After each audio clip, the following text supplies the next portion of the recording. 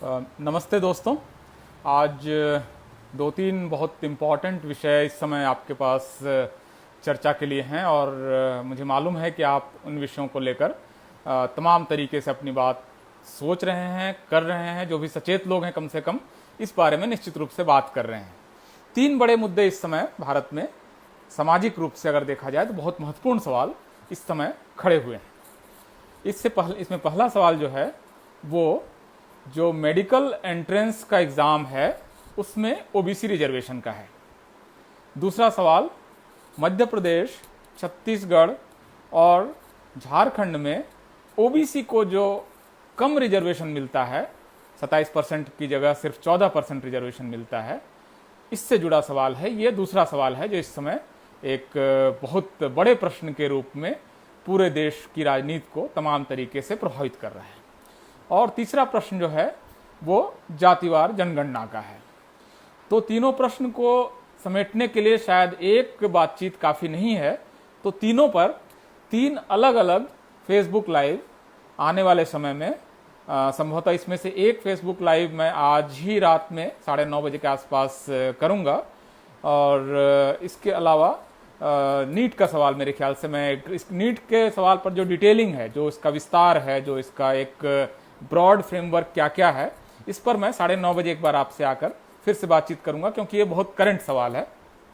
दूसरा प्रश्न जो है वो जिन राज्यों में ओबीसी का आरक्षण 27% नहीं मिल रहा है, जहां पर 50 से 60% ओबीसी आबादी है, इसके बावजूद 27% आरक्षण भी नहीं मिल रहा है, उन राज्यों के लिए जो सवाल हैं ओबीसीज का, लगभग आधी या उससे ज़्यादा आबादी का, ये सवाल कैसे हल होगा, इस पर मैं कल आपसे बातचीत करूंगा। और आज जो मैं आपको आज फेसबुक पर आपके सामने मैं लाइव हूं, इसमें मुख्य रूप से मैं कास्ट सेंसस का जो सवाल है, जाति जनगणना का सवाल है, इसको मैं आपके सामने रखने की कोशिश करूंगा। इससे रिलेटेड जो भी प्रश्न आपको पूछना हो, कृपया वो अपने कमेंट में ज़रूर पूछें।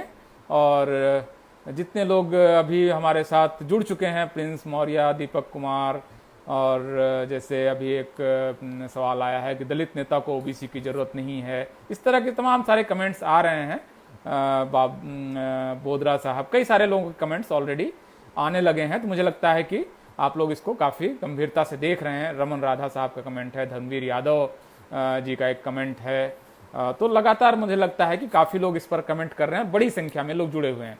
एक निवेदन है कि जितने लोग जुड़ चुके हैं अभी, लगभग 300 के आसपास लोग, उनसे एक रिक्वेस्ट मेरा है कि कृपया सबसे पहले आप लोग शेयर का जो बटन है उसको एक बार आप प्रेस कर दीजिए, तो आपके और जो फ्रेंड लिस्ट में लोग हैं वो भी इसको आप सारे लोग देख पाएंगे।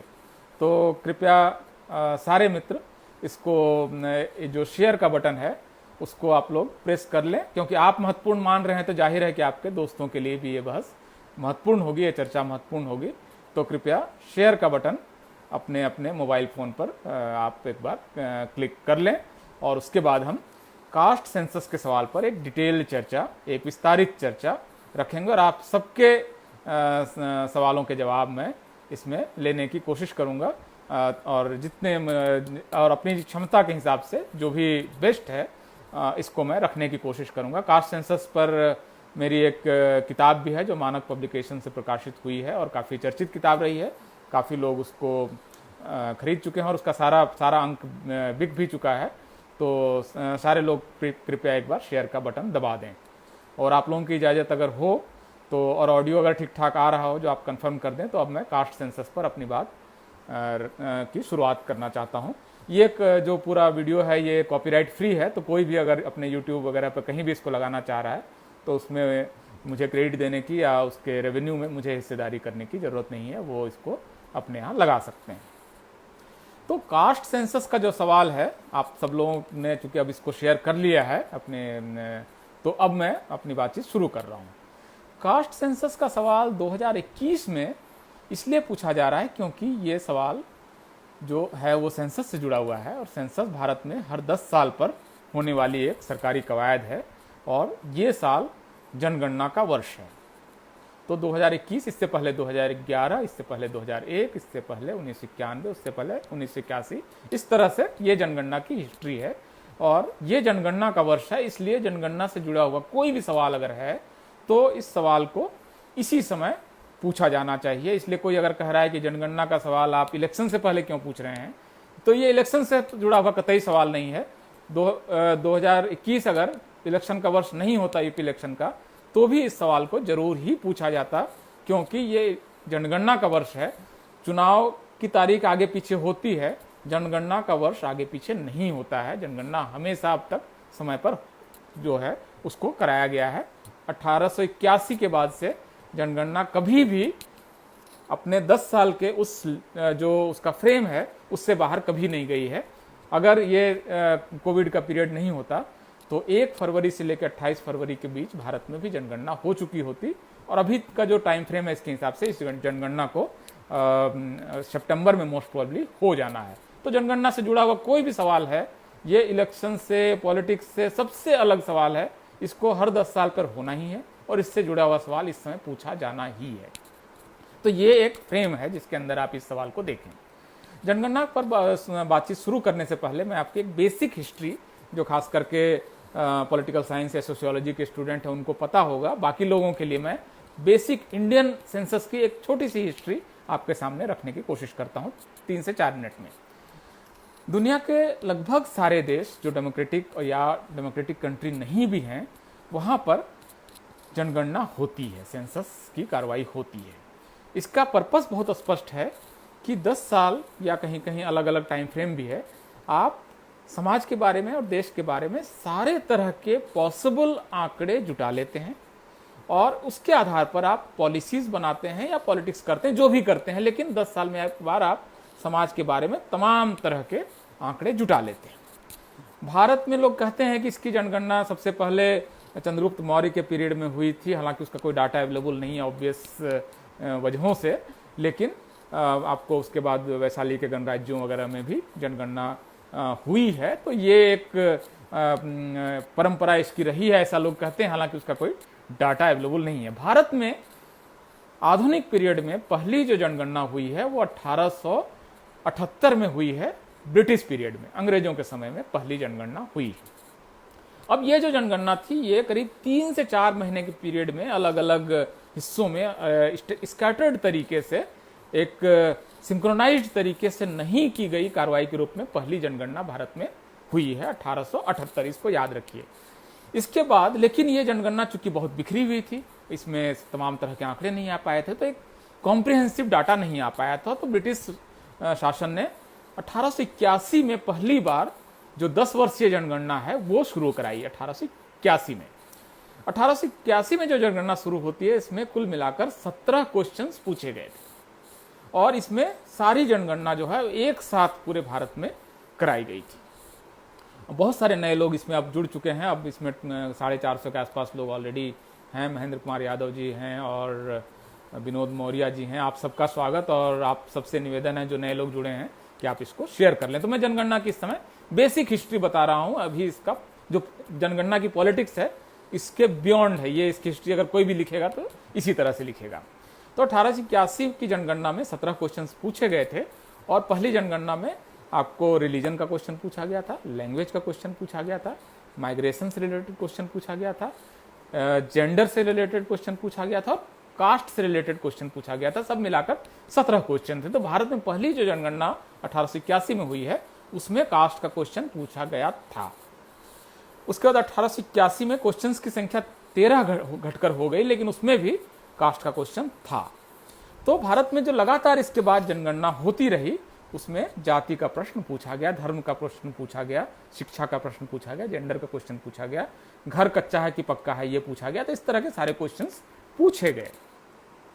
1881 इसके बाद आपको 1901 तक, मतलब 1881, 1891, 1901 ये जनगणना लगातार होती। 1902 में आप देखेंगे कि शाहू जी महाराज जो कोल्हापुर नरेश उस समय थे और छत्रपति शिवाजी महाराज के वंशज वो हैं, उन्होंने अपने राज्य में पहली बार जो गैर ब्राह्मण जातियां हैं उनके लिए सरकारी नौकरियां जो हैं, राज्य की जो नौकरियां, उसमें 50% सीटें रिजर्व कर दी।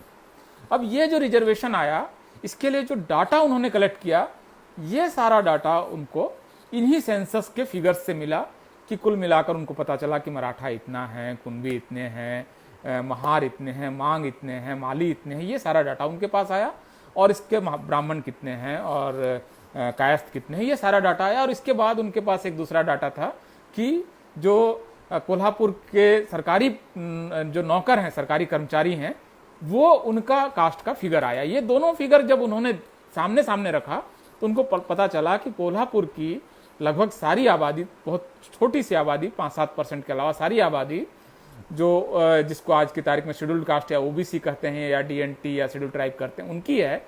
जबकि सरकारी जो नौकरियां हैं उसमें 90 से 92%, 95% तक एक ब्राह्मण जातियों के और कुछ कायस्थ जातियों के लोग हैं। ये असंतुलन उनको साहू जी महाराज को नजर आया। तो इसके आधार पर उन्होंने रिपोर्ट बनाई और वो सारा कुछ इतिहास है आपके पास अवेलेबल है, उसको लेकर काफी बुक्स हैं कि किस तरह से उन्होंने फिर पहली बार उन्होंने आरक्षण लागू किया अपने राज्य में 1902 में। तो आप समझ सकते हैं कि किस तरह से सेंसस और कास्ट का सवाल और कास्ट सेंसस का सवाल सोशल जस्टिस और रिजर्वेशन के सवालों से जुड़ा हुआ सवाल है। साहू जी महाराज जिन्होंने बाबा साहब अम्बेडकर की शिक्षा का भी बंदोबस्त किया, उनकी पहली जो पत्रिका थी मूक नायक, उसके लिए उन्होंने पहला सीड कैपिटल 2000 रुपये, जो उस समय बड़ी रकम थी, वो दिया बाबा साहब को। उन्होंने कहा कि सारे वंचितों का नेता। साहू जी महाराज की विरासत आप जानते हैं कितनी गौरवशाली विरासत है। तो उन्होंने इस कास्ट सेंसस के डाटा का इस्तेमाल अपने यहाँ रिजर्वेशन देने में किया। तो भारत में रिजर्वेशन की जो हिस्ट्री है वो कास्ट सेंसस की हिस्ट्री से जुड़ी हुई है। ये कास्ट सेंसस की हिस्ट्री का एक पार्ट है। अब इसके बाद जनगणना तो लगातार जारी रहती है। 1911 में होती है, 1921 में होती है, 1931 में होती है और 1941 में भी जनगणना का कार्य शुरू होता है। लेकिन 1941 की जनगणना सेकेंड वर्ल्ड वॉर के कारण कंप्लीट नहीं होती है और उसका जो आंकड़ा है वो कलेक्ट नहीं किया जा सकता है, टेबुलेट नहीं किया जा सका। इस वजह से इन सारी जनगणनाओं में क्योंकि कास्ट का आंकड़ा है, तो 1931 की जनगणना, इस तारीख को बहुत गौर से आप याद रखिए, बहुत इंपॉर्टेंट है कि 1931 की जनगणना आखिरी जनगणना है जिसमें कि जाति के आंकड़े इकट्ठा किए गए। आज की तारीख में जो तमाम राजनीतिक विश्लेषक कहते हैं कि इस राज्य में इस सीट पे इतने ब्राह्मण हैं, इसमें यहाँ इतने कायस्थ हैं, इतने यादव हैं, इतने कुर्मी हैं, इनके पास कोई डाटा नहीं है, इनके पास कोई भी इस तरह का कॉम्प्रिहेंसिव फिगर नहीं है। ये सब कुछ 1931 के आंकड़े के आधार पर, और उसको चूंकि बहुत कम लोग देखते हैं तो बना के वो अपने ढंग से अपने अपने कास्ट, अपने अपने संख्या बढ़ाकर, जो लिखने वाला होता है रिपोर्टर, वो अपनी जात की संख्या बढ़ाकर वो बताता है। और तमाम अगर दावों को माने तो हर कंस्टिट्यूएंसी में हर जात अपनी दूसरी दोगुनी संख्या में मौजूद है, क्योंकि सबका क्लेम इस तरह से है। तो 1931 एक बहुत इंपॉर्टेंट वर्ष है जिस समय की आखिरी जनगणना होती है, जिसमें कि कास्ट से जुड़े हुए सारे आंकड़े इकट्ठा किए जाते हैं। तो देखिए, मैंने आपको बताया कि 1878, फिर 1881 एक महत्वपूर्ण साल है जिसमें कि हर 10 साल की जनगणना शुरू होती है। फिर 1901 तक की जनगणना होती है जिसके आंकड़ों के आधार पर भारत में पहली बार रिजर्वेशन लागू होता है। फिर 1931 का वर्ष आता है जिसमें कि जनगणना जो है वो कास्ट के आधार पर उसमें आंकड़े इकट्ठा किए जाते हैं, जो आखिरी जनगणना है जिसमें कि हर जाति को गिना गया है, हर कास्ट को गिना गया है, इसमें किसी जात को छोड़ा नहीं गया है। और उसके आंकड़ों का आप ज्यादातर यूनिवर्सिटी की लाइब्रेरी में 1931 की जनगणना अवेलेबल है। वेबसाइट पर भी आप ढूंढेंगे 1931 की जनगणना, तो थॉमस पिकेटी ने, जो पेरिस यूनिवर्सिटी के प्रोफेसर हैं, उन्होंने भी अपनी वेबसाइट पर डाला है। तो ये जनगणना की रिपोर्ट आपको 1931 की जनगणना की रिपोर्ट आपको मिल जाएगी। उसी के आधार पर भारत में अब भी पॉलिसी बनती है। अब 1931 मैंने आपको बताया, अब 1941 में मैंने आपको बताया कि क्यों कास्ट की गिनती होने के बावजूद जनगणना की रिपोर्ट क्यों कंपाइल नहीं की गई, उसको क्यों टेबुलेट नहीं किया जा सका। और उसके बाद का वर्ष आपको 1941 के बाद 1951 आता है। अब 1941 से 1951 के बीच में भारत आज़ाद होता है, भारत में संविधान लागू होता है और भारत में पहली कैबिनेट बन जाती है। अब 1951 की जनगणना होनी है। 1951 की जनगणना में भारत की सरकार, जो पंडित जवाहरलाल नेहरू की सरकार है, वो ये फैसला करती है कि जनगणना के बाकी सवाल तो हम पूछेंगे, लेकिन जो कास्ट का सवाल है इसको हम नहीं पूछेंगे। 1951 पहली जनगणना है भारत के जनगणना के इतिहास में जिसमें सरकार ये फैसला करती है कि हम जनगणना से जुड़ा हुआ कोई, जाति से जुड़ा हुआ कोई प्रश्न इस जनगणना में नहीं पूछेंगे। इसके पीछे तर्क क्या था? तर्क उस समय की सरकार का ये था कि हम एक मॉडर्न जो डेमोक्रेसी है उसमें जा रहे हैं, आधुनिकता में जा रहे हैं, नए समय में जा रहे हैं, नए लोकतंत्र में जा रहे हैं।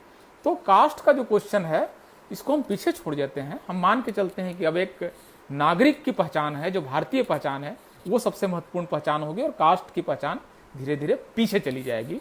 तो हम कास्ट की गिनती नहीं करते हैं। तो 1951 में भारत सरकार के इस फैसले के बाद भारत में कास्ट सेंसस का चलन बंद हो जाता है। लेकिन यह कहना पूरी तरह से सच नहीं है। इसमें आपको मैं अपने ही सेंटेंस का एक क्वालिफायर दे रहा हूं। भारत सरकार ने यह फैसला किया तो कि कास्ट से जुड़ा हुआ क्वेश्चन नहीं पूछा जाएगा, लेकिन इसका मतलब यह नहीं है कि कास्ट की गिनती बंद हो गई। सरकार ने फैसला किया कि एससी और एसटी से जुड़ा हुआ सवाल पूछा जाएगा। हर जो जनगणना का कर्मी आएगा वो जाएगा, ये प्रश्न पूछेगा कि आप एससी एसटी हैं कि नहीं है, और उसके बाद उनकी कैटेगरी पूछी जाएगी। तो जाति की जनगणना भारत में कभी भी पूरी तरह से बंद नहीं हुई। एससी एसटी की गिनती अभी भी होती है, और इस साल जो जनगणना होने वाली है इसमें भी एससी और एसटी का सवाल पूछा जाएगा। तो कंटिन्यूअसली आप कास्ट का क्वेश्चन पूरी तरह से आप सेटिसाइड नहीं करते हैं, आप सेलेक्टिवली कास्ट का सवाल पूछते हैं। तो अब आपको ये चौथा वाटरशेड ईयर है जबकि जनगणना से जुड़ा हुआ एक बड़ा बदलाव हो जाता है और सारी जातियों की गिनती बंद हो जाती है 1951 में। इसके बाद 1951 आता है, फिर 1961 आता है, 1971 आता है। इस बीच में एक चीज और हो जाती है, जो संविधान में आर्टिकल 340 है, जिसमें कि ये कहा गया है कि एक केंद्र सरकार जो सरकार है वो एक आयोग का गठन करेगी जो सोशली और एजुकेशनली बैकवर्ड क्लासेस का पता लगाएगी और उनसे जुड़ी हुई नीतियां बनाएगी। 340 आर्टिकल। बहुत सारे लोग कहते हैं कि बाबा साहब ने ओबीसी के लिए क्या किया, तो उनको देखना चाहिए कि आर्टिकल 340 जो कॉन्स्टिट्यूशन में आया है उससे जुड़ी हुई डिबेट आप देखेंगे तो 340 बाबा साहब ने कितना एफर्ट किया। और बाबा साहब का बल्कि आप और ज़्यादा कुछ मत देखिए, बाबा साहब का रेजिग्नेशन लेटर जो हर जगह मौजूद है, उनके वॉल्यूम में भी और वेबसाइट पे भी, उसको पढ़िए। बाबा साहब ने अपने रेजिग्नेशन की जो 3 वजहें बताई थी उसमें से दूसरी वजह जो है वो वजह बताते हैं कि हमने आर्टिकल 340 तो कॉन्स्टिट्यूशन में शामिल कर लिया, मैं कैबिनेट का मेंबर हूं, मैं लॉ मिनिस्टर हूं, और मैं इस लॉ मिनिस्ट्री में रहते हुए भी ओबीसी जो बैकवर्ड क्लासेस से जुड़ी हुई सरकार की पॉलिसी है उसको मैं बना नहीं पा रहा हूं, सरकार गठन नहीं कर रही है पिछड़ा वर्ग आयोग का, और इसकी वजह से मैं इस्तीफा देता हूं। तो बाबा साहब ने पिछड़े वर्गों के लिए इस्तीफा दिया। हिंदी कोड बिल इसकी दूसरी वजह थी। तो बाबा साहब के योगदान को याद करते हुए हमें याद रखना चाहिए कि बाबा साहब ने पिछड़े वर्गों के आरक्षण के लिए इस्तीफा दिया है। जो 3 वजह हैं उसमें दूसरी सबसे बड़ी वजह उन्होंने बताई है कि पिछड़े वर्गों के लिए आरक्षण नहीं। बाबा साहब का रेजिग्नेशन लेटर कोई ऐसी चीज नहीं जो छुपा हुआ है, कोई भी आदमी इसको पढ़ सकता है और देख सकता है कि उन्होंने आर्टिकल 340 और ओबीसी के लिए क्या किया है। बाबा साहब ने, कोई भी अगर प्रश्न पूछे आपसे कि बाबा साहब ने ओबीसी के लिए क्या किया, तो आप कहना चाहिए कि आप बाबा साहब का रेजिग्नेशन लेटर पढ़िए। उन्होंने लॉ मिनिस्टर से इस्तीफा दिया ओबीसी के लिए, इस देश के पिछड़ों के लिए। वो बहुत बड़ा व्यक्तित्व है, वो उनकी कल्पना में सारा देश था। वो अपनी जात या शेड्यूल कास्ट या इससे और या मुसलमान तक सीमित नहीं थे या माइनॉरिटी तक, वो सबको साथ लेकर चलने की उनकी परिकल्पना थी। खैर, जनगणना पर लौटते हैं। तो इस बीच में पहला पिछड़ा वर्ग आयोग बनता है काका कालेलकर के अध्यक्षता में, और वो ऐसी रिपोर्ट देता है जिसकी वजह से ओबीसी रिजर्वेशन लागू नहीं हो पाता है, और उनके पास जाति का आंकड़ा नहीं अवेलेबल है, तो किसी तरह से घुमा फिरा कर एक रिपोर्ट बनाकर दे देते हैं। तो पहला पिछड़ा वर्ग आयोग इस बीच में बनता है, और जनगणना न होने के कारण कोई ठोस आंकड़ा नहीं होता है। अब इसके बाद एक वर्ष आता है जनगणना का 1981 का। इस बीच में एक चीज और होती है कि जनता पार्टी की देश में सरकार बनती है, कांग्रेस इंदिरा गांधी हारती हैं, और जो मोरारजी भाई और उसके बाद चरण सिंह प्रधानमंत्री बनते हैं। इस सरकार ने एक फैसला किया कि हमको दूसरा पिछड़ा वर्ग आयोग बनाना है। तो दूसरा पिछड़ा वर्ग आयोग का गठन होता है, बीपी मंडल उसके चेयरपर्सन बनते हैं, और इसको मंडल कमीशन के नाम से देश जानता है, जिसकी वजह से इस देश में आज की तारीख में करीब करीब समझिए कि 50 लाख से ज़्यादा लोगों को नौकरी मिली है ओबीसी को मंडल कमीशन की वजह से, और करोड़ों से ज़्यादा विद्यार्थी इस समय अलग अलग यूनिवर्सिटी में पढ़ रहे हैं। वो मंडल कमीशन का योगदान है 340 आर्टिकल से जो निकला है। तो मंडल कमीशन का गठन होता है, मंडल कमीशन अपना कार्य शुरू करता है, और मंडल कमीशन का कार्य अगली सरकार तक जाता है, इंदिरा गांधी के कार्यकाल में। और इंदिरा गांधी का हमें इस बारे में शुक्रगुजार होना चाहिए कि मंडल कमीशन को वो भंग नहीं करती हैं और उसको वो होने देती हैं। प्रोएक्टिवली कांग्रेस ने मंडल कमीशन जो पिछड़ा वर्ग आयोग है उसमें काम नहीं किया, लेकिन होने दिया। तो पिछड़ा वर्ग आयोग अपनी रिपोर्ट जो है वो कांग्रेस के शासनकाल में राष्ट्रपति ज्ञानी जैल सिंह को बीपी मंडल अपनी रिपोर्ट सौंपते हैं। इस रिपोर्ट में बिल्कुल शुरुआत के ही 2-3 पन्ने के अंदर आप देखेंगे तो बीपी मंडल ये लिखते हैं और मंडल कमीशन ये लिखता है कि जाति जनगणना नहीं होने की वजह से हमारे पास जातियों के आंकड़े नहीं थे और इस वजह से हमें इस रिपोर्ट को लिखने में काफ़ी दिक्कत हुई। हमारे पास ठोस आंकड़े नहीं थे, हमको 1931 के आंकड़ों के आधार पर काम करना पड़ा, कई सारे छोटे मोटे सर्वे के आधार पर काम करना पड़ा, क्योंकि आपके पास ओबीसी को लेकर, पिछड़ा वर्ग को लेकर पॉलिसी तो है लेकिन पिछड़ा वर्ग के आंकड़े नहीं हैं। मंडल कमीशन ने यह सिफारिश की कि अगली जो भी जनगणना हो उसमें आपको जो तमाम जातियों के आंकड़े आपको इकट्ठा कर लेने चाहिए, जाति की जनगणना करानी चाहिए। तो देखिए, मैंने आपको बताया कि किस तरह से कौन कौन सा वर्ष महत्वपूर्ण है। 1878, फिर 1881, फिर 1931, फिर 1951, फिर आपको 1991 का वर्ष आता है। तो 1991 का वर्ष एक ऐसा वर्ष है जिसमें कि जाति की जनगणना करा लेने का एक मौका था, जिसमें कि जाति की जनगणना कराई जा सकती थी। लेकिन उससे ठीक पहले वीपी सिंह मंडल कमीशन की रिपोर्ट का वो हिस्सा लागू करते हैं कि केंद्र सरकार की नौकरियों में 27% आरक्षण दिया जाएगा। और पूरे देश में बहुत उथल पुथल मचती है और 1991 की जनगणना में ये पॉसिबल नहीं हो पाता है कि कास्ट का सेंसस कराया जा सके। तो 1991 आपका फिर निकल गया। ये हिस्ट्री की टाइमलाइन है, मैं आपको एक एक हिस्टोरिकल ईयर और उसका इपॉक बता रहा हूँ कि किस तरह से दिस थिंग प्रोग्रेस्ड एक्चुअली। तो इसके बाद का आपका पीरियड आता है 2001 की जनगणना। 2001 की जनगणना में ये संभव था कि जाति की जनगणना करा ली जाए, क्योंकि मंडल कमीशन की रिपोर्ट को सरकार मान चुकी थी और ये सरकार का मैंडेट था कि जाति की जनगणना इसके बाद आपको करा लेनी चाहिए। लेकिन इससे पहले क्या होता है कि देवेगौड़ा और गुजराल की सरकारें आती हैं। एचडी देवेगौड़ा की सरकार अपने छोटे से कार्यकाल में कैबिनेट की एक बैठक करती है और ये फैसला करती है कि अगली जो जनगणना होगी 2001 की, इसमें हम कास्ट का सेंसस करेंगे। ये कैबिनेट का फैसला हो जाता है। भारत सरकार का फैसला भारत सरकार का फैसला होता है, चाहे वो बदलती रहे, कोई और सरकार आए जाए। तो भारत सरकार ने फैसला कर लिया कि कास्ट सेंसस होगा। ये नोटिफिकेशन आपको वेबसाइट्स पर अवेलेबल आपको मिल जाएगा।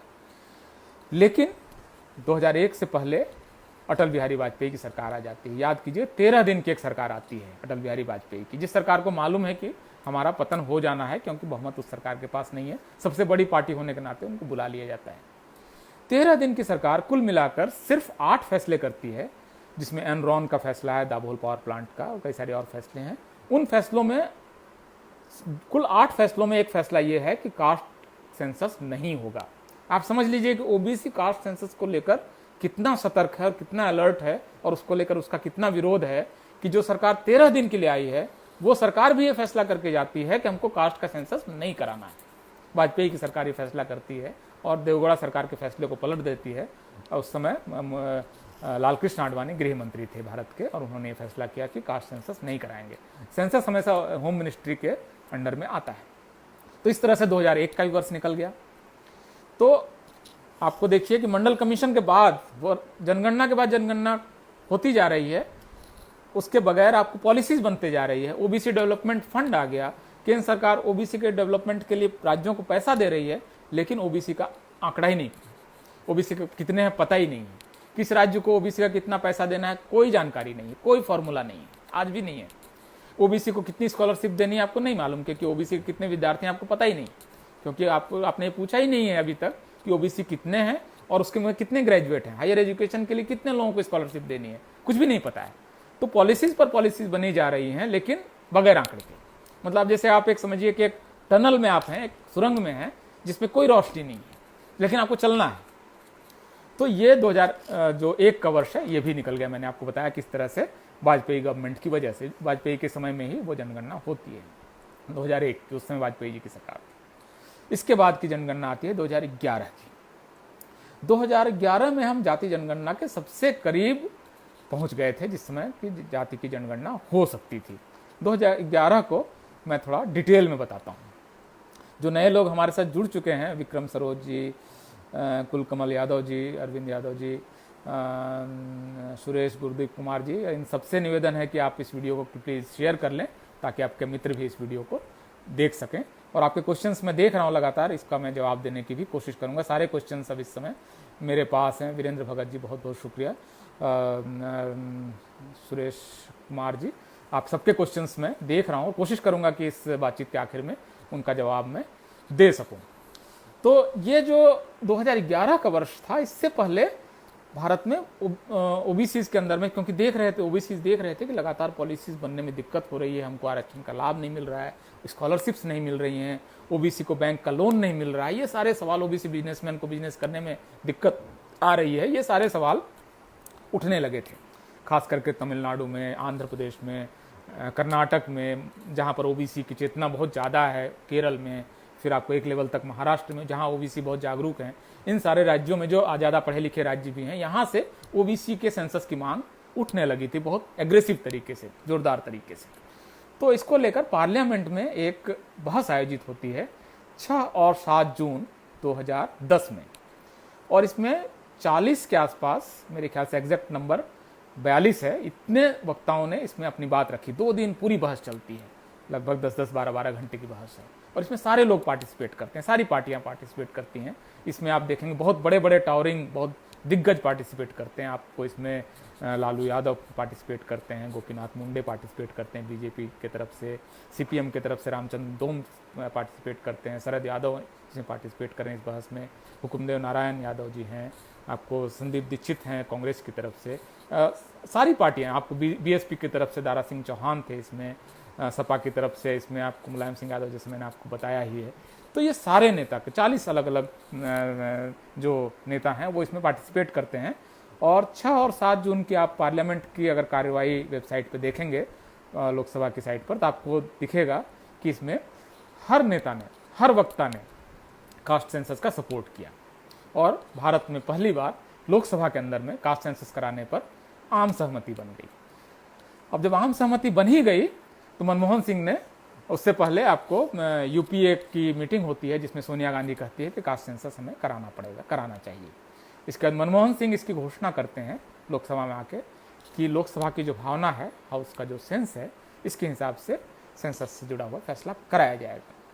तो सारे लोग निश्चिंत हो गए। इसमें बहुत, इसके पीछे बहुत सारे लोगों ने ज़मीनी काम किया है, जैसे जनहित अभियान जैसे संगठन है, भाई राजनारायण है, इन सारे लोगों ने दिल्ली में बहुत सारे सेमिनार कराए। महाराष्ट्र में आंदोलन चला कि अगर जाति की जनगणना नहीं होगी तो हम जनगणना कर्मियों को अपने घर में घुसने नहीं देंगे। तमाम तरह के आंदोलन इस बीच में चले, और आपको खास करके साउथ में तो बहुत इसको लेकर बहुत एग्रेसिव किस्म का मूवमेंट चला। ज़्यादा पढ़े लिखे लोग हैं, अपने अधिकारों को लेकर सचेत लोग हैं। तो पूरे देश में सारी पॉलिटिकल पार्टीज का कंसेंसस बन जाता है, और लगता है कि 2000, ऐसा समझ में आया हम सारे लोगों को कि 2011 में जाति की गिनती होगी। हम सारे लोग बेफिक्र थे कि हो गया, सरकार का फैसला हो गया, अब संसद से ऊपर क्या है इस देश में। लेकिन संसद से ऊपर इस देश में एक और चीज़ है, वो है इस देश में कास्ट की सत्ता, सामाजिक सत्ता। बहुत सारे फैसले होते हैं सरकार के, सुप्रीम कोर्ट के, जो लागू नहीं होते हैं क्योंकि समाज की सत्ता उसके खिलाफ होती है। और जो समाज की सत्ता है, ब्यूरोक्रेसी, जुडिशियरी, मीडिया, इन सारे इंस्टीट्यूशन के जरिए रिफ्लेक्ट होती है। तो मीडिया ने इसके बाद कास्ट सेंसस को के खिलाफ लगातार कैंपेन चलाना शुरू किया, और ब्यूरोक्रेसी उसमें एक्टिव हुई। जो उस समय सेंसस कमिश्नर थे चंद्रमौली साहब, उन्होंने बाकायदा एक रिपोर्ट भेज दी कि हम नहीं करा पाएंगे, संभव नहीं है। चिदम्बरम साहब उस समय होम मिनिस्टर थे, उन्होंने कहा कि हाँ लगता तो है कि नहीं हो पाएगा। वित्त मंत्री थे उस समय प्रणब मुखर्जी, उनके नेतृत्व में एक ग्रुप ऑफ मिनिस्टर्स बना दिया गया विचार करने के लिए, भाई हो पाएगा कि नहीं हो पाएगा।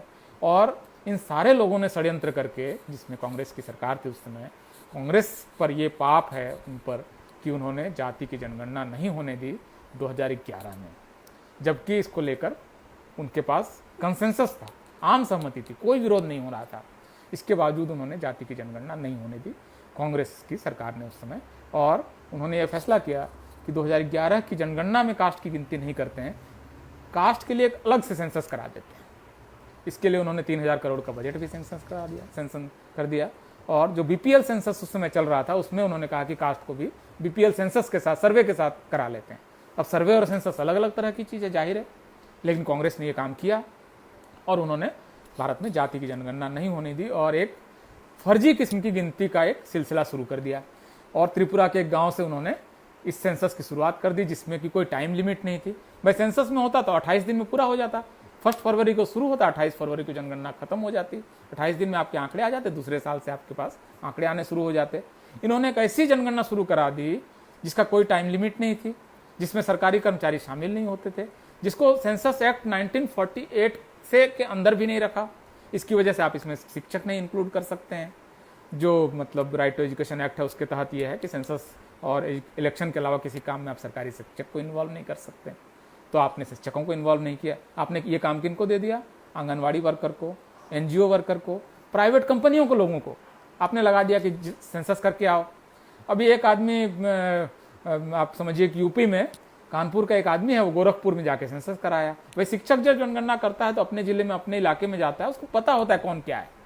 अब बाहर का एक आदमी, एनजीओ का कर्मी, आंगनवाड़ी का कर्मचारी, इन सबको भेजकर कांग्रेस की सरकार ने जनगणना शुरू करा दी। उसका बजट लंबा होता चला गया, साल दर साल खींचते चला गया। इस बीच में मनमोहन सिंह की सरकार चली गई और मोदी जी की सरकार आ गई। अब मोदी जी की जो सरकार आई, उन्होंने कहा कि यस सेंसस चल रहा है, होने देते हैं। अब 1 साल उनका भी निकल गया। अब इसके बाद उन्होंने तमाम जनगणना कहा कि अब जनगणना तो पूरी हो गई, कितना खींचते उसको। 5 साल तक जनगणना चलती रही, जो काम 28 दिन में पूरा होता है। आप समझ रहे हैं कितना षड्यंत्र इसके पीछे है। तो इसके बाद अब आंकड़े आ गए। अब अरुण जेटली एक दिन अचानक से दिल्ली में प्रेस कॉन्फ्रेंस करते हैं और कहते हैं कि जाति की जनगणना तो हो गई है, लेकिन उसमें 9 करोड़ गलतियां आई हैं और 43 लाख जातियों की लिस्टिंग हो गई है। अब इस जनगणना का हम क्या करें? तो जनगणना की रिपोर्ट जारी नहीं हो पाएगी।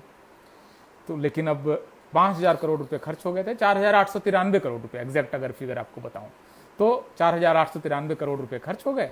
जनगणना हो गई, लेकिन आंकड़े तो जारी नहीं हो सकते, क्योंकि 9 करोड़ गलतियां हैं और 43 लाख जातियां और गोत्र के नाम आ गए हैं। तो उन्होंने कहा कि ऐसा करते हैं कि जो नीति आयोग है उसके deputy chairperson professor Arvind Panagariya की एक कमेटी बना देते हैं। ठीक है भाई साहब। तो अरविंद पनगड़िया की कमेटी बन गई। उन्होंने कहा कि 3 सदस्यीय कमेटी बना देते हैं। ठीक है। तो लेकिन अब बाकी 3 कमेटियों में तो बाकी 2 मेंबर की घोषणा करनी पड़ेगी। तो मोदी सरकार ने बाकी 2 कमेटी के मेंबर की घोषणा कभी की ही नहीं। 2 साल बाद अरविंद पनगड़िया साहब दरअसल आए थे कोलंबिया यूनिवर्सिटी से, इकोनॉमिक्स के प्रोफेसर हैं कि भारत की इकोनॉमी को चलाएंगे। इसका जिम्मा संभाला था। भारत की इकोनॉमी जब गिरने लगी, अस्त व्यस्त होने लगी, तो अरविंद पनगड़िया ये नीति आयोग का काम छोड़ के वापस अपनी नौकरी में चले गए। भाई अपनी नौकरी बचाओ। नीति आयोग के चक्कर में पता चला बदनामी भी होगी दुनिया भर में कि अर्थव्यवस्था संभली नहीं, डिमोनेटाइजेशन वगैरह हो गया है, जीएसटी होने की वजह से अर्थव्यवस्था गड्ढे में है, तो कोलंबिया भागो। अब अरविंद पनगड़िया साहब, जिनको जिम्मा था कि कास्ट सेंसस की गड़बड़ियों को ठीक करके सेंसस की रिपोर्ट जारी करनी है, अरविंद पनगड़िया साहब वापस भाग गए कोलंबिया यूनिवर्सिटी। और पनगड़िया कमेटी की कोई बैठक हुई नहीं, एक भी बैठक नहीं हुई, क्योंकि बाकी 2 सदस्यों के नाम मोदी साहब ने अनाउंस ही नहीं किए थे। तो उसके बाद एक दिन एक प्रेस कॉन्फ्रेंस, एक प्रेस रिलीज आती है, जनगणना का कार्य पूरा हो चुका है, कास्ट सेंसस का 4,893 करोड़ रुपए खर्च हो चुके हैं और अब इससे जुड़ा हुआ कोई आंकड़ा नहीं आएगा। तो ये मतलब जाति जनगणना की मांग पर भी इन्होंने 4,893 करोड़ रुपए खा लिए और एनजीओ को बांट दिया, हैंड हेल्ड डिवाइस खरीद लिए जिसको बाद में फेंक दिया गया, और कम से कम 2 से 3 हज़ार करोड़ का इसमें घोटाला भी हो गया और आंकड़े भी नहीं आए। तो 2011 की जनगणना इस तरह से आपकी खराब हो गई। अब 2021 आ गया, अब इसके बाद का समय आखिरी जनगणना। इससे पहले 2018 में, क्योंकि 2019 में आपको चुनाव होना है, 2019 में चुनाव से पहले एक दिन राजनाथ सिंह अचानक से एक दिल्ली में प्रेस कॉन्फ्रेंस करते हैं और ये कहते हैं कि अगली जो जनगणना होगी उसमें हम ओबीसी की गिनती कराएंगे। ये रिपोर्ट आप देख सकते हैं, सारी वेबसाइट पे अवेलेबल है। आप राजनाथ सिंह और ओबीसी सेंसस डालेंगे अगर गूगल सर्च में तो वो रिपोर्ट निकल के आ जाएगी। Times of India, Silicon India Express, हर जगह रिपोर्ट हुई है। तो उन्होंने कहा कि ओबीसी की जनगणना तो हम कराएंगे जी। बहुत अच्छा, आपको चुनाव से पहले ओबीसी को लुभाना था तो आपने बोल दिया। अब 2019 का चुनाव आपने जीत लिया और नरेंद्र मोदी ने अपनी हर तीसरी सभा में कहा कि मैं पिछड़ी जाति का हूँ, मैं नीच हूँ। प्रियंका गांधी मुझे नीच क्यों कहती है, मैं नीच जाति में पैदा हुआ हूँ तो क्या मैं नीच हूँ, मैं पिछड़ी माँ का संतान हूँ, ये करने लगे मोदी साहब अपने हर तीसरे चौथे भाषण में।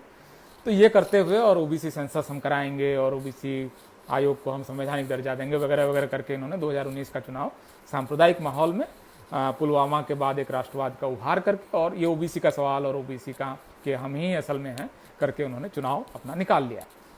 अब इसके बाद 2021 में जनगणना सामने आ गई। अब भाई कराना पड़ेगा, ओबीसी का सेंसस आपने अनाउंस किया है, भारत सरकार के तत्कालीन गृह मंत्री ने अनाउंस किया है, तो आपको कराना चाहिए। लेकिन अब 2021 का जो क्वेश्चनर हम सबके सामने है उसमें हम देखते हैं कि जनगण जाति का कॉलम फिर गायब। अब लोगों ने पूछा ये क्या हुआ, तो सरकार के मुंह अब सिल गए हैं, जिप, मतलब अब कुछ नहीं बोलना है इस बारे में, चुपचाप। अब इस तरह से आप देखेंगे तो 2021 में भी जनगणना नहीं होगी।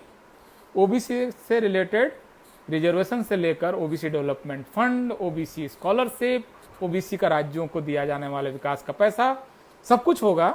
ओबीसी से रिलेटेड पॉलिसीज बनेंगी। इस बीच में ईडब्ल्यूएस से रिलेटेड भी पॉलिसीज बन गई कि 10% रिजर्वेशन देंगे। अब किसी राज्य में जो ईडब्ल्यूएस के अंदर जो जातियां आती हैं या जो वर्ग आते हैं उनमें किसी राज्य में 3% है, किसी में 5% है। वहां आपने केंद्र सरकार ने धक्का लगा के हर राज्यों में 10% रिजर्वेशन लागू करवा दिया। अब जैसे तमिलनाडु में 3% है अपर कास्ट, वहां जब कहा गया कि वे 10% रिजर्वेशन दो, तो तमिलनाडु सरकार, उस समय एनडीए की सरकार थी, उन्होंने कहा नहीं दे सकते और डीएमके ने विरोध कर दिया। तो तमिलनाडु में आज भी ईडब्ल्यूएस का आरक्षण नहीं है, आंध्र प्रदेश में ईडब्ल्यूएस का आरक्षण नहीं। उन्होंने कहा कि हमारे यहाँ तो किसी जगह कहा हमने हमारे यहाँ 3% है, किसी ने कहा 4% है, आप कैसे 10% आरक्षण दे दें उनको। छत्तीसगढ़ में 3 से 4% अपर कास्ट के लोग होंगे, अब वहां उन्होंने 10% रिजर्वेशन लागू कर दिया ईडब्ल्यूएस का। तो ये अगर आंकड़े होते तो आप ये आरक्षण नहीं लागू कर पाते। तो ये इन आंकड़ों के बगैर पॉलिसीज बन रही हैं। आप देखिए, मतलब just see the Audacity of the situation. They have policies for OBCs, they have policies for upper caste, but they don't have any empirical data to support these policies. अभी इन पॉलिसीज को बगैर data के चलाया जा रहा है। 2021 में आप फिर नहीं कराना चाहते हैं। अब इसकी वजह से देखिए 3 से 4 बड़ी समस्याएं खड़ी हो गई हैं। ये जनगणना की हिस्ट्री का पार्ट है। तो मैं अपने इस पूरे वक्तव्य का पहला हिस्सा मेरा कंप्लीट हो गया हिस्ट्री से जुड़ा हुआ। आपके क्वेश्चंस मैं लगातार ले रहा हूँ, राहुल सिंह जी और सारे लोग जो हैं, अमर यादव जी, आपके सवाल मैं देख रहा हूँ। और मैंने जैसे पहले भी रिक्वेस्ट किया था कि आप इस वीडियो को अभी तत्काल भी अगर शेयर कर लें तो और लोगों तक ये बात पहुँचेगी। तो जनगणना के आंकड़े के बगैर पॉलिसीज बन रही हैं। 2021 की जनगणना में फिर से कास्ट का कॉलम नहीं है, सिर्फ SC/ST से उनकी कास्ट पूछी जाएगी। अपर कास्ट से भी नहीं पूछी जाएगी। जिसको अपर कास्ट बोलते हैं, सवर्ण बोलते हैं, द्विज बोलते हैं, आप कोई भी नाम ले लीजिए, जिसको जनरल कैटेगरी या ईडब्ल्यूएस कैटेगरी या सुदामा कैटेगरी, जो भी नाम आप देना चाहें, उनसे भी नहीं पूछा जाएगा और ओबीसी से नहीं पूछा जाएगा। इस बीच में लेकिन लाइव स्टॉक सर्वे हो रहा है, मतलब मवेशियों का सर्वे हो रहा है, उनकी जनगणना हो रही है। भारत में आज की तारीख में कितने भैंस हैं, भारत सरकार से पूछें तो भारत सरकार बता देगी कि हमारे यहाँ जो 2019 का लाइव स्टॉक सर्वे है उसके हिसाब से हमारे पास हमारे देश में इतनी भैंस है, इतनी गाय हैं, इतने सुअर हैं, इतने घोड़े हैं। ये सारे आंकड़े आपको मिल जाएंगे। लेकिन इस देश में कितने ब्राह्मण हैं, कितने क्षत्रिय हैं, कितने ओबीसीज हैं, कितने यादव हैं, कितने कुर्मी हैं, कितने कुम्हार हैं, कितने मल्लाह हैं, जिसके आधार पर आपको पॉलिसीज बनानी है, उसका आंकड़ा नहीं है। तो ये आपकी सिचुएशन है, यहाँ पर आप हैं। इसकी वजह से 3-4 जो बड़ी बड़ी समस्याएं खड़ी हो रही हैं, ये मेरे वक्तव्य का दूसरा हिस्सा है। इसकी वजह से सबसे बड़ी प्रॉब्लम तो ये हो रही है कि जो ओबीसी का आरक्षण है वो लगातार खतरे में है, क्योंकि इससे जुड़ा हुआ मामला हर समय जब कोर्ट में जाता है तो कोर्ट ये पूछता है कि आंकड़े कहाँ हैं ओबीसी से जुड़े हुए, आप इनको इतना आरक्षण क्यों दे रहे हैं। तो हर बार आपको आरक्षण बचाना पड़ता है। और लेकिन कोर्ट कभी ये नहीं कहता है सरकार को कि कास्ट सेंसस करा लो, क्योंकि आप जानते हैं इस देश में न्यायपालिका का किस तरह का चरित्र है और कॉलेजियम से किस तरह के जज आ रहे हैं। लगातार जो आपको भारत में जो सवर्ण जज हैं उनसे ये कोर्ट्स भरे पड़े हैं, high court and supreme court. तो वो हमेशा आपको ओबीसी का जो आरक्षण है इसको वो सवालों के दायरे में रखता है, क्योंकि आपके पास आंकड़े नहीं। तो सबसे बड़ी समस्या तो ये आ रही है, बार बार आ रही है। जैसे महाराष्ट्र में भी क्वेश्चन आया कि महाराष्ट्र में जो स्थानीय निकाय हैं ओबीसी को 27% आरक्षण क्यों दे रहे हैं। सुप्रीम कोर्ट ने उसको खारिज कर दिया और सुप्रीम कोर्ट ने कहा कि भाई आपके पास आंकड़े हैं ना कुछ है, आप कैसे ओबीसी का आरक्षण दे सकते हैं। और इस वजह से वहां पर 5 या 6 जिलों में स्थानीय निकायों में ओबीसी का आरक्षण इस समय रद्द है आज की तारीख में। ये इस तरह के सवाल आपको खड़े हो रहे हैं। पहला मामला तो ये है। दूसरा मामला जो दिक्कत आ रही है वो कि भारत में कई सारी जातियां इस समय डिमांड कर रही हैं कि हमको ओबीसी के अंदर रखो, हमारा रिप्रेजेंटेशन नहीं है, हमारी शिक्षा का स्तर नहीं है, हम बहुत पिछड़े हुए हैं, हमको आप आरक्षण दो। इस तरह के कई आंदोलन, जिसमें जाट आंदोलन है नॉर्थ इंडिया में, आपको इसमें पाटीदार का आंदोलन है गुजरात का, इसमें आपको कपू का आंदोलन है तेलंगाना और आंध्र प्रदेश का, इसमें मराठा आरक्षण है, आपका मराठा आरक्षण का सवाल है महाराष्ट्र का। ये सारी जातियां ये डिमांड कर रही हैं कि हमें ओबीसी का आरक्षण दो या आरक्षण दो कम से कम। लेकिन भारत सरकार इनको आरक्षण नहीं दे रही है और ये बता भी नहीं रही है कि आपको आरक्षण क्यों नहीं दे रहे हैं। तब ये जातियां क्या करती हैं, ये जातियां फिर आंदोलन कर रही हैं, सरकार की बाह मरोड़ने की कोशिश कर रही है, और जब ये आंदोलन करती हैं तो सरकार फायरिंग कर देती है। जाट का आंदोलन हो सरकार फायरिंग कर देगी, पाटीदार आंदोलन हो सरकार फायरिंग कर देगी, मराठा आंदोलन हो सरकार दमन कर देगी, लाठीचार्ज कर देगी, गुर्जर का आंदोलन हो कि भाई हमारा पिछड़ापन ज़्यादा है, हमको एक स्पेशल आरक्षण में लाओ, गुर्जर आंदोलन पर सरकार फायरिंग कर देगी। तो ये असल में जब आपके पास आंकड़े न हो, आपके पास फैक्ट न हो, आपके पास मराठा से जुड़े हुए आज की तारीख में अगर आंकड़े होते तो क्या होता है भाई। मराठा सरकार बताती है कि देखो आप हो 30% महाराष्ट्र में और आप सरकारी नौकरी में हो इतने, आपका रिप्रेजेंटेशन है इसलिए हम आपको आरक्षण नहीं देंगे। क्या बताते कि देखो आपकी संख्या इतनी है लेकिन आप सरकारी नौकरी में काफ़ी कम हो, आपकी शिक्षा का भी स्तर बहुत कम है, हम आपको आरक्षण देते हैं। ये दोनों तरीके का फैसला तब होता जब आपके पास आंकड़े होते।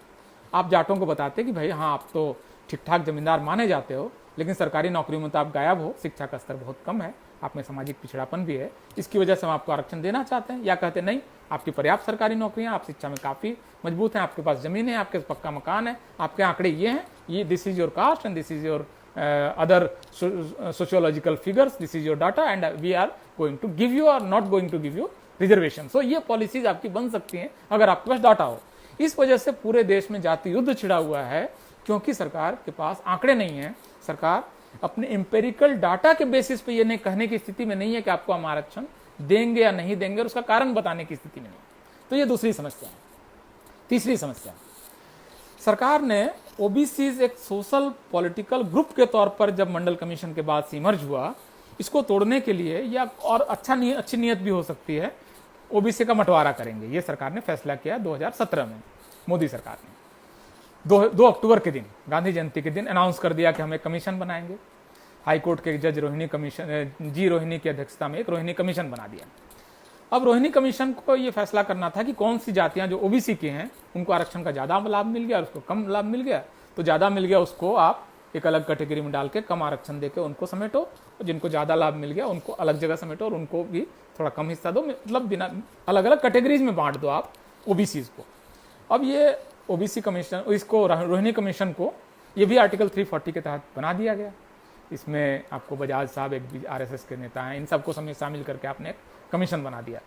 अब इस कमीशन को अपनी रिपोर्ट देनी थी 6 महीने के अंदर में, लेकिन 6 महीने के अंदर में रिपोर्ट देते कहाँ से, इनके पास तो आंकड़ा था ही नहीं। तो इन्होंने फिर सर्वे कराना शुरू कर दिया। सरकारी दफ्तरों से आंकड़े तो उन्होंने सच्चे झूठे इकट्ठा कर लिए और उन्होंने एक रिपोर्ट बना भी ली। उसके आधार पर उन्होंने कहा कि नॉर्थ इंडिया में कुर्मी जो है उनको सबसे ज़्यादा सरकारी नौकरी है, और दक्षिण भारत में वोक्कालिगा और थेवर और कुछ जातियां हैं, उनका नाम लिया उन्होंने कि ये जातियां हैं, इनके पास बहुत ज़्यादा है, यादवों के पास बहुत ज़्यादा आरक्षण आ गया है। तो अलग अलग उन्होंने शायद संभवतः कुशवाहा और स्वर्णकार इन जातियों के पास, और जो जिन राज्यों में जाट आरक्षण है जाटों को बहुत मिल गया है, इस तरह का उन्होंने एक रिपोर्ट मीडिया में लीक करा दी जो सारी मीडिया में छपी। फिर तो इसके आधार पर जातियों के बीच में आपस के झगड़े शुरू हो गए कि भाई आप तो भाई कुर्मी साहब आप तो बड़ा आरक्षण खा गए, और वोक्कालिगा साहब वोक्कालिगा आप तो बड़ा आरक्षण खा गए, हमें तो कुछ मिला ही नहीं। लेकिन कोई आंकड़ा नहीं है। भाई ये भी तो संभव है कि कर्नाटक में वोक्कालिगा बहुत बड़ी जाति है, 20% उनकी संख्या है, और 20% वोक्कालिगा ने अगर 18% नौकरियां खा भी ली, ले भी ली, तो कौन सा अत्याचार कर दिया।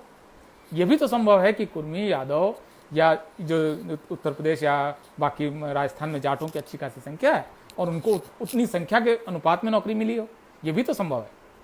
तो ये आंकड़े ना हो तो आप कहेंगे कैसे भाई। आपको इस समय इन जातियों का ना नंबर मालूम है, न इनके शिक्षा में स्तर मालूम है, न इनके सरकारी कर्मचारी कितने ये मालूम है। आप मनमाने तरीके से मोदी सरकार ने जाति युद्ध लगाने के लिए रोहिणी कमीशन बनाकर किस जाति ने ज्यादा खा लिया, किस जाति ने कम खा लिया, इसके आंकड़े जारी कर दिए और जातियों के अंदर में अविश्वास पैदा करा दिया। और जातियों को जैसे धर्म के आधार पर तो झगड़ा कराते हैं, दरअसल इन्होंने जातियों के अंदर ज्यादा झगड़ा पैदा कराए हैं मोदी सरकार ने। तो ये एक बड़ी समस्या तीसरी पैदा हो गई। तीसरी समस्या चौथी समस्या, आपको इस समय ओबीसी को कितना संसाधन में हिस्सा दिया जाए ये आप तय नहीं कर पा रहे हैं। आपके पास इस पास के आंकड़े नहीं कि ओबीसी के पास कितना बैंक खाते हैं, ओबीसी के ने बैंक में जमा कितने कराए और उनको लोन कितना मिला। मोटे तौर पर ये आंकड़ा है, अंदाजा है कि ओबीसी भारत में वो ग्रुप है जो सबसे ज़्यादा पैसा बैंक में डालता है और बैंक से जो लोन मिलता है उद्योग और व्यवसाय करने के लिए उसमें उनकी हिस्सेदारी 3 से 4% है। तो ओबीसी बैंक में पैसा तो डाल रहा है, जमा तो करा रहा है, उसको वापस मिल ही नहीं रहा है। बिजनेस कहां से करेगा ओबीसी? तो ये आंकड़ा अगर होता तो आज की तारीख में ओबीसी मांग लेता कि भाई हमें बैंक लोन दो, क्यों नहीं दे रहे हो? मतलब आप विजय माल्या को आप पहले 3,000 लोन देते हो, नहीं चुकाता है, फिर 5,000 लोन देते हो, नहीं चुकाता है, 9,000 लोन देते हो, नहीं चुकाता है, विदेश भाग जाता है, उसको आप लोन पे लोन दिए जा रहे हो और ओबीसी के बिजनेसमैन को आप लोन तो दे नहीं रहे हो। तो ये डिमांड पैदा होती, क्योंकि अगर ओबीसी के आंकड़े होते, आंकड़े है ही नहीं। या ओबीसी को कितनी स्कॉलरशिप मिलेगी? इस समय सिर्फ 300 स्कॉलरशिप मिलती है। केंद्र सरकार भारत में कम से कम 70 करोड़ ओबीसी के लिए सिर्फ 300 हायर एजुकेशन के लिए जो राजीव गांधी नेशनल फेलोशिप है 300 आपको स्कॉलरशिप देती है। भाई ओबीसी डिमांड कर सकता है कि भाई कम से कम 3 लाख दो स्कॉलरशिप, और हमको ओवरसीज के लिए तो आप स्कॉलरशिप ही नहीं देते हो। पढ़ने के लिए ओबीसी कितने जाते हैं इसका आंकड़ा ही नहीं है। और ओबीसी अगर 27% है तो 3 लाख अगर जाते हैं तो 60,000 बच्चों को आप स्कॉलरशिप दो, आप एक भी स्कॉलरशिप नहीं देते हो विदेश में पढ़ने के लिए।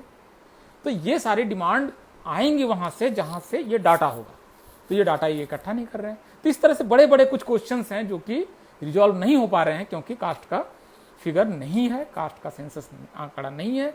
इवन ईडब्ल्यूएस के अंदर ये सवाल उठना चाहिए कि ईडब्ल्यूएस के अंदर में अगर 15 जातियां हैं तो ईडब्ल्यूएस का आरक्षण कहीं ऐसा तो नहीं है कि एक जाति जो है वो लगभग आधा ईडब्ल्यूएस का आरक्षण खा जा रही है।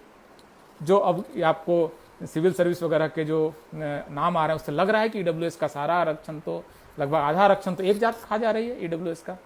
तो ईडब्ल्यूएस का अगर आपको उन जातियों का भी अगर आंकड़ा होता, कंप्रेहेंसिव कास्ट सेंसस होता, तो ये आंकड़ा भी आता, आप ईडब्ल्यूएस को भी 2 हिस्से में बांटते या 3 हिस्से में।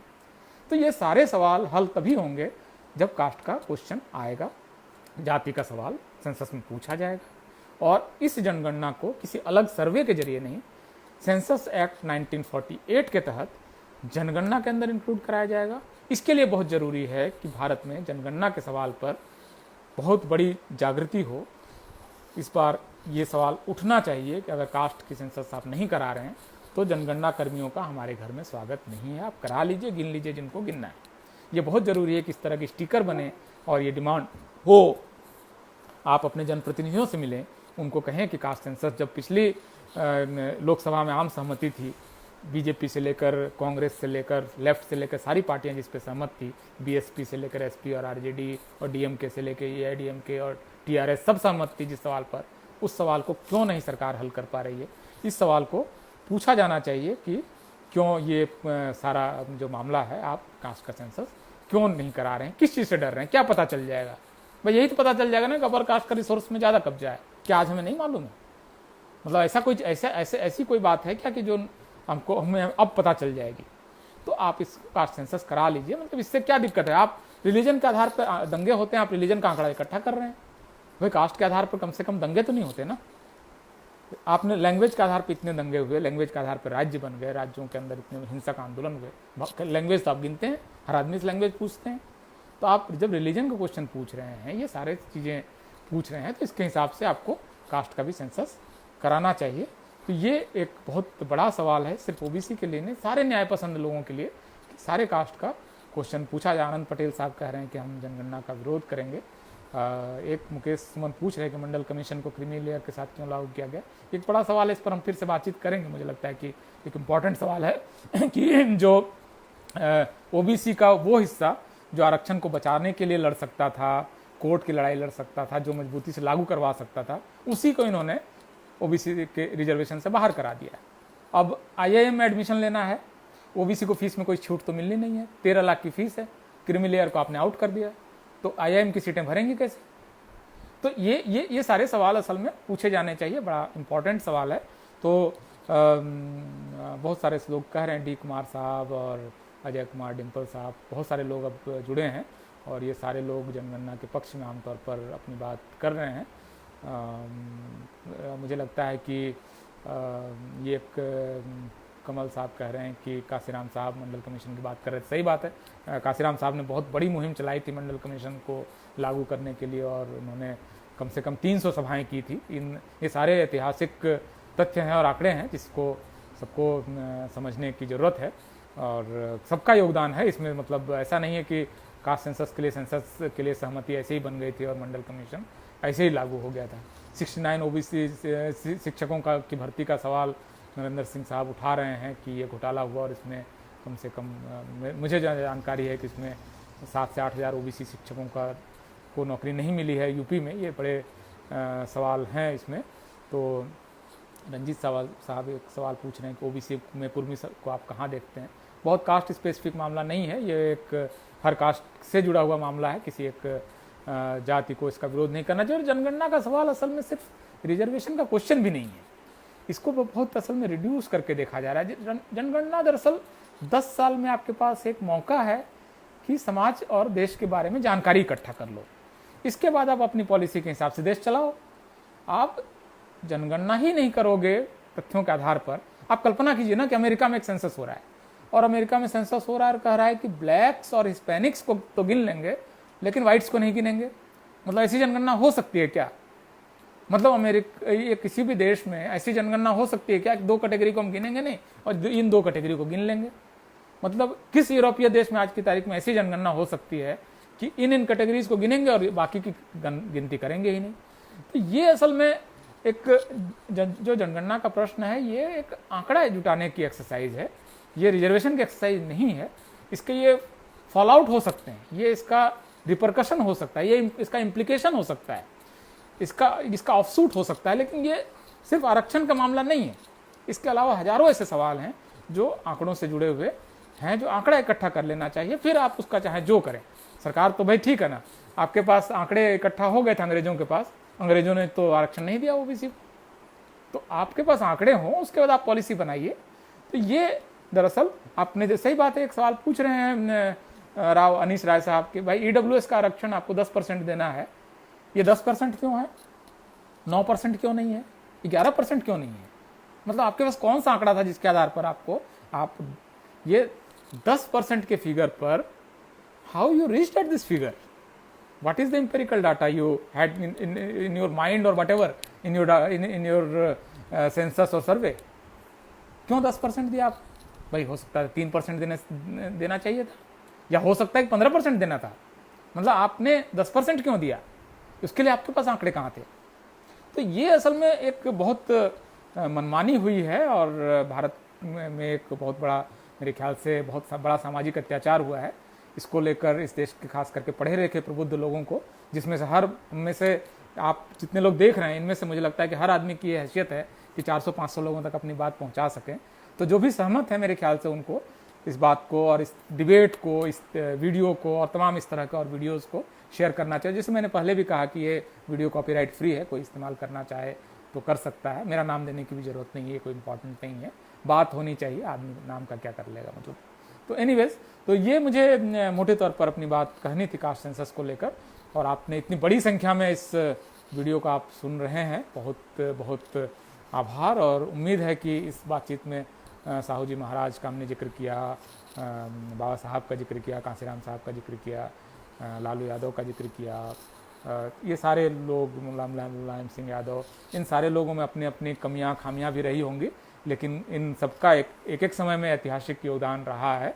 पॉजिटिव नेगेटिव सबके साथ ही कोई भी व्यक्ति बनता है, समग्रता में देखना चाहिए। रामविलास पासवान साहब उस समय कास्ट सेंसस को लेकर काफ़ी मुखर थे। तो ये सारे जो इतिहास के तथ्य हैं, आज की तारीख में गोपीनाथ मुंडे साहब नहीं हैं, बीजेपी में रहे, बहुत सारी नीतियों पर आपको उनसे मतभेद हो सकता है, लेकिन उस व्यक्ति ने बहुत साहस के साथ पार्लियामेंट में खड़े होकर कहा कि हम कास्ट सेंसस चाहते हैं, ये बहुत साहस का काम है।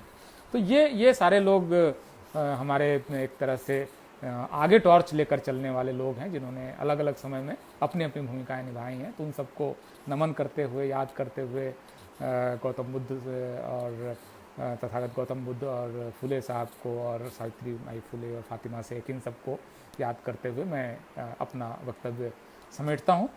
मेरे ख्याल से मैंने अपने जो बड़े आपके कुछ सवाल, मैंने बहुत ज़्यादा सवाल क्योंकि नहीं है, ज़्यादातर कमेंट्स हैं, तो जैसे धर्मेंद्र कुमार क्वेश्चन पूछ रहे हैं कि बड़े नेता इस पर क्यों चुप्पी साधे रहते हैं, तो बड़े नेता हमेशा चुप्पी साधे नहीं रहते हैं। अगर होता तो कास्ट सेंसस का सवाल यहाँ तक नहीं पहुँचता।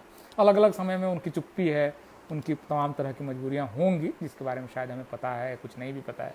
तो उनको सिर्फ एक खास समय में वो क्या एक्ट कर रहे हैं इसके हिसाब से पूरी तरह से किसी को खारिज कर देना, इतना मतलब अहंकार कम से कम मुझ में नहीं है कि मैं किसी नेता को सिर्फ उनके एक एक्ट के वजह से या उनके किसी खास समय में उनके एक आचरण की वजह से उस नेता के सारे जीवन काल को और उसमें किए हुए कार्य को रद्द कर दूं, खारिज कर दूं। इतना अहंकार मुझ में नहीं है, इतनी मेरी काबिलियत भी नहीं है।